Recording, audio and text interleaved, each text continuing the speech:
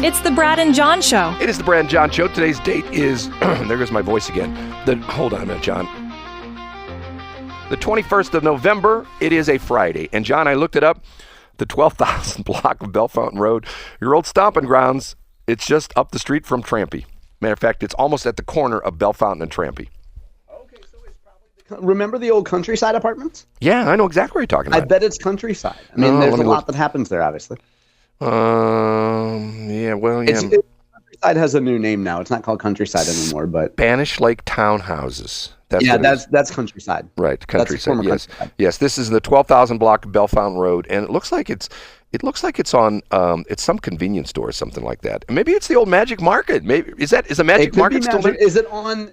So if you're looking at it, is it north or south of where Trampy hits Bell Fountain? Well, if you look at it, I just put in 12,000 block of Bell Fountain Road, and apparently the 12,000 block of Bell Fountain Road starts just north of Trampy. So it could be anywhere from that point up through Lakeside, up through, but it's right down the street from the old Bell Park Plaza. So you know what? It's probably right there at around where the old Magic Market was. Yeah. Our old stomping grounds, John. Our old stomping grounds. You know, when I was able to ride my bike, man, I went there all the time. That was one of my favorite places to go when I was a kid. Oh, yeah. This was after your time. But on Pattern Road right there was an Iggy's that one of my dear friends worked at. Really? Yeah. You know, there was a tire shop there. My dad always went to the tire shop. Yeah. On Pattern, you know, you could cut through Pattern and get to, what would that have been? Parker Road. Right. That was Pattern Drive. There's right there. Pattern Drive took you over to, exactly. If you went all the way to end of Pattern, it took you to Parker. And there were two banks that were right there on the corner of Pattern and Bell Fountain, if you remember that. We had a safe deposit box at one of them. My parents banked at the other one, yeah. It's funny you should mention that because I used to go to that same place. I used to get tires. As a matter of fact, that's where I used to go for my inspections for my cars and things like that. Yeah. And then not to be confused with Roy & Son was right there at Bell Park Plaza. That was my dad's favorite shop. That's where we got all of our inspections done. Yeah, a lot of good memories. All this crazy stuff. Okay, John, the stuff going on right now, and if you've heard this or not, it's the breaking news at the top of the hour about supposedly there's a peace, and this is international news. There's a peace proposal on the table for Russia and Ukraine. Have you heard the latest on this? I only heard it just in passing. I don't know any of the details. Well, I heard it again, and I thought to myself, you know, if what and I did a little bit of reading on it, and essentially what they're saying is, and part of the deal is that Ukraine would be limited to the amount of army they could, size of the army they could have. Okay, well, how come the Russians aren't limited? You know, it just sounds like it's like this is like the ultimate negotiator Putin, where if you want a country and you just say, well, I'm just going to go invade the country and we're just going to hammer it out for 3+ years, and then when we get to the point where I'll kill hundreds of thousands of my own citizens and have them come back minus legs and arms and stuff like that. Who cares? I just want to bring the Soviet Union back into the fold again. And I know at some point in time I'll negotiate this and they'll back down because I got all these drones and they don't, blah, blah, blah, blah, blah. To me, it's just like, and I'm thinking to myself, supposedly, this is what I'm reading, that the legislator or the legislation, I don't know what they are in Ukraine, if it's like a Senate or something like that, they have approved it, but Zelensky is not going to approve it. And I'm thinking to myself, you know, good for him. You know, but you hate to see this kind of thing. And the other thing was that Ukraine would not be allowed to go into NATO. You know, I mean, what does that tell you? What does that tell you? Yeah, that seems kind of strange. Now, has anybody from the White House weighed in on this? Well, it was on the press. It was on the press briefing yesterday by Caroline, but she just briefly touched on it. She didn't really go that much into detail on it. It wasn't a heavy duty kind of thing. But you know, the sad part of this is I heard something yesterday. I was listening to a defense expert, and John, you're going to make fun of me because you're going to go, oh, here he goes with DDoM tops again. Hey, it's ADOM, Brad. What does AW stand for? What kind of warfare should the U.S. engage in? Asymmetrical warfare. Oh, what does that mean, Brad? What does asymmetrical warfare mean? For people that haven't listened to us talk about this for the last 2 years, what is asymmetrical warfare? Well, the example they give was that, and this is what I've talked about before, we do it as well too. Though the Houthis were shooting drones at our naval vessels there in the Strait of Hormuz, I believe, and they were like $10,000 drones, and we were shooting them down with $2 million rockets. Okay, That's asymmetrical warfare at its best. And they were talking about the fact that China already has produced 4 million, essentially 4 million, not drones you buy DJI at the store, but 4 million militarized drones. And I'm thinking to myself, this is what I talk about all the time. You know, I mean, and we are, and look, I know people are going to get pushback because right up in North County, they're still building F-15s, they're building F-18s, and that new big monster building they're building right in the corner of Airport and 170. If you've been driving by there lately, you can't miss it with the cranes and the big monsters. What should we add to those big planes, Brad? What should we add to our military mix? John, the problem is that you talk to these military experts, and they all say the same thing.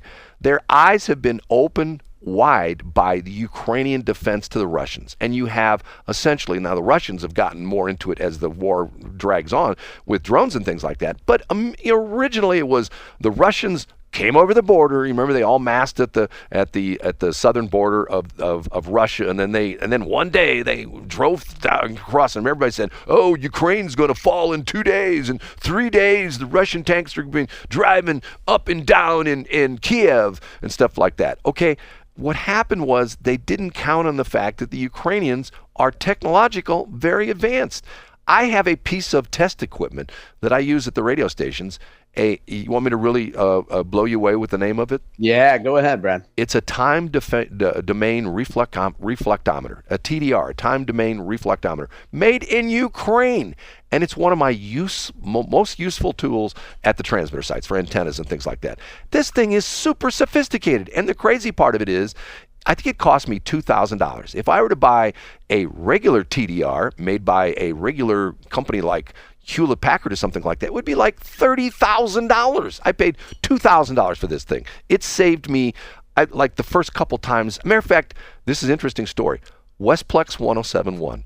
I don't know if I ever told you the crazy story. We had the Nigerian antenna. Have I ever told you the crazy story with the antennas? No, you haven't. Okay.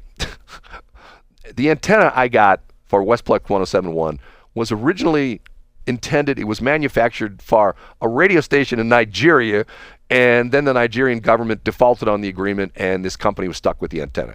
So I got the antenna, and I retuned it with this, at different frequency and stuff like that. It was originally on 88, and I had to retune it to 107.1, and I bought this TDR. So it was on KDHX, and then you changed it. Well, no, it was on 88.0. In other countries, they don't necessarily do the odds, like in the United States. That was supposed to be a punchline. Keep going, Brad. Yes. Okay. Anyway, the Ukrainians really turn out some good stuff, but the situation is we are doing the same thing we've done, and once again, I know here I go again. 250th year of the anniversary is coming up. 250th with the independence, 1776. We're coming up next year, right? Okay, John. And there's a new, what's the guy's name? The guy that does, that now everybody says he's a super lib, but he's doing all the documentaries. He's the new PBS guy. What's his name? Ken Burns. Ken Burns. Oh, Ken Burns. Okay. The new Ken Burns documentary is on Washington, George Washington. It's 6 2-hour episodes, okay? And what do they talk about? They haven't gotten there yet. Matter of fact, maybe they did last night. I can't remember. I'm not watching it, but I'm sort of reading the recap of it. They talked about how the United States fought the Russians asymmetrically. I mean, not the Russians, the British. We fought them. Yeah, and Brad, we've discussed this so many times on the show.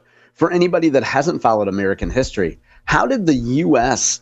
renegades and rogue soldiers, what did the British do, Brad? How were they easy pickings? They lined up in a line, and they had their red coats, which is the point where, like, camouflage? No, you stand out anywhere in a red coat. I think red coat and white pants, if I'm not mistaken, to the point where, and they stood in a line and they marched into battle in a line, and the Americans climbed up in trees and hid behind rocks and jumped out behind, other pieces of landscaping and shot the rebels, or not, they shot the British dead. Okay, sometimes obliterated a whole line of the British soldiers because they're just standing in line, and that's the way things have been done for a long time, because that's the way you had a battle, and you go back, and in history, what's the movie that I've never seen before? And I know you've never seen it either. The one was everybody talks about that what Russell Crowe was in, the Gladiator. Isn't that the one, Gladiator? Where yeah, I've seen it several times. Yep. Oh, you have seen it several times. Interesting. Okay, and John, recapping, how did they fight? It was like two Well, lines, right? they fought with swords. Yeah, but what they lined up two lines, right? And then they charged each other, right? Yeah, you're exactly right. It's like, like, I'm thinking to myself, how stupid is that? You're going to have, you're going to have X amount of casualties right off the get-go. The minute the line A hits line B, you're probably going to have, 100 people dead or are mutilated, right off the get-go.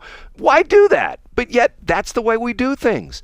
And the sad part of this is, it's like everything. It's like all this crazy stuff that we do as Americans. Well, that's the way we've always done it. That's the way we've always done it. It's to the point where I don't understand. I'll never understand the downtown thing. I mean, why would you move your business downtown where you've got to park in a parking garage and blah, blah, blah, blah, blah, blah, blah. It's like the deal with, like, there's a lot of controversy. We talked about this the other day about St. Louis County possibly moving the administrative offices, like the whole bit, everything that's in that tower down there at Central, and I guess it'd be Central and Carondelet. Everything in that tower would go out to Northwest Plaza. I'm thinking to myself, great. It's easy to get to. You got 70, you got Lindbergh, you got the Rock Road. It's super easy. There's a gazillion parking spaces there, and people are going, oh, we can't move it out of Clayton. That would be bad. No, Clayton sucks when it comes to parking. Go down there sometimes and try to find a parking space. It's almost impossible. Plus, what I don't like in Clayton, and the city's done this too, I hate this stupid electronic meter thing where you get the app on your phone. I'm going like, give me the stupid meter and let me put money in it. You know what I'm saying, John? I'm surprised that we haven't talked about the arrest of WhistlinDiesel this week. What did he get arrested for? Did he really get arrested? Yeah, I'm surprised you didn't see this. I mean, if it shows up on my feed, who's like a normal, productive member of society, I don't know why you haven't seen it, Brad. Yeah, he was arrested. He's accused of evading tax on a $400,000 Ferrari that he filmed. I guess he gets it registered in different states because whatever state he has it registered in has a lower registration cost. YouTuber WhistlinDiesel charged with tax evasion in Tennessee over Ferrari registered in Montana. And so he posted on the socials. I mean, it speaks to my association with you that Instagram thinks I want to see something about a WhistlinDiesel or a Clitoral McFarlane or whatever its name is. But this WhistlinDiesel had his buddy do the video, and he started off, the video caption starts with, yes, this is real. Yes, I'm actually being arrested right now. You should check it out, Brad. You would nerd out about it because it has something to do with evading Tennessee's car registration rules. Yeah, I just read it. It's tax evasion in Tennessee over Ferrari registered in Montana. Can I tell you something, John? We only got a couple seconds. I got to get out of here because I got my meeting at 9 o'clock. I have to hit. Okay? We got it. This is a very common practice, and I have, he's no longer with us. I had a good friend, I won't mention his name, he died several years ago, that was very rich, and he had two RVs, two of the big expensive RVs, like the $300,000-$400,000 RVs, and his tax attorney told him to register them in Montana. His attorney told him to do that. So, and there's got to be some legality to it. But see, once again, they're going to go after, he's been arrested before. He got arrested for splashing people in a lake. I mean, with a what do you call that? It's the ATVs on the water. What do you call those? You know what I'm talking about? A jet ski? Jet ski. He got arrested for splashing somebody with a jet ski on some lake in Tennessee, and it turned into a big deal. And it got to the point where what's funny was he told everybody when his court time was going to be, and he showed up. And one time there were like 3,000 people there cheering him on. And the prosecutor in some little small town where this county seat was down in Tennessee, they folded, and essentially they let him off because of the fact they didn't want to face all the blowback of having all these people complain and yell and scream, stuff like that. Hey, you know what the judge always says? If you can't whistle Dixie, WhistlinDiesel. John, have a good weekend. We'll talk on Monday. You too, Brad. I'll talk to you on Monday.